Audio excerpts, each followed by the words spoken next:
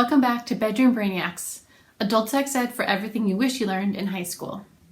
In this video, I'm going to talk about a framework and model called the Circles of Sexuality. This framework was developed in 1981 by Dr. Dennis Daly. He was a professor of social work at the University of Kansas, and he developed this framework as a way to think more holistically about the world of human sexuality, and also as a way to acknowledge the ways that sexuality shows up in our everyday life. So these circles exist independently, but they also interact with each other and inform each other. So I'm going to talk through each of the 5 circles and talk about what this category means and what subjects and topics fit into this category. The first circle I want to talk about is health and reproduction. This circle contains the subjects that people are pretty familiar with because these are the subjects that will typically show up in your average high school sex ed class. So this is things like pregnancy and STIs, things like going to the doctor, taking care of your reproductive organs, pap smears. This would include everything in the world of pregnancy, whether that's fertility, pregnancy prevention. It could also include abortion, miscarriage, pregnancy loss. And then with STIs, it would include topics like how STIs are transmitted, symptoms of STIs, and STI prevention as well. The next circle I want to talk about is identity. So identity is all of the ways that we think of ourselves as sexual beings and label ourselves as sexual beings. So the main topics in this circle would be gender identity, sexual orientation, could be gender expression, it could be relationship style or kink.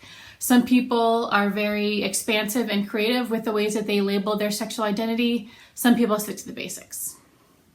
The next circle I want to talk about is intimacy. So intimacy is all of the ways that we feel close to other human beings and experience emotional closeness to other people. So this could be things like having a crush, falling in love, opening yourself up, taking those emotional risks, being vulnerable. And then the flip side, it includes things like heartbreak, breakups, and how you navigate the end of relationships. The next circle I want to talk about is sensuality. So sensuality is all of the ways that we experience our own bodies and the bodies of others.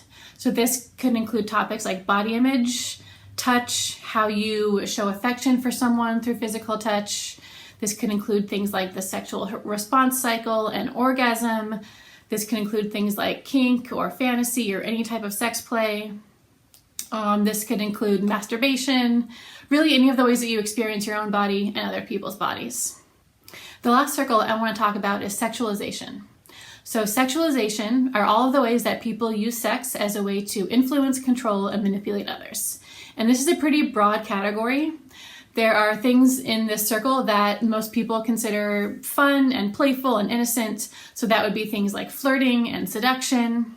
And then this circle would also include something like marketing and advertising and how sex is used to sell products. And then on the other side of the continuum, in this circle, there are things like assault, rape, sexual harassment.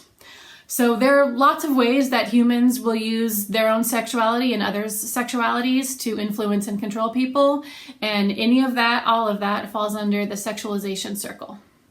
So those are the 5 circles of sexuality. Hopefully this gives you a better and more complete understanding of the world of human sexuality. Thanks for watching.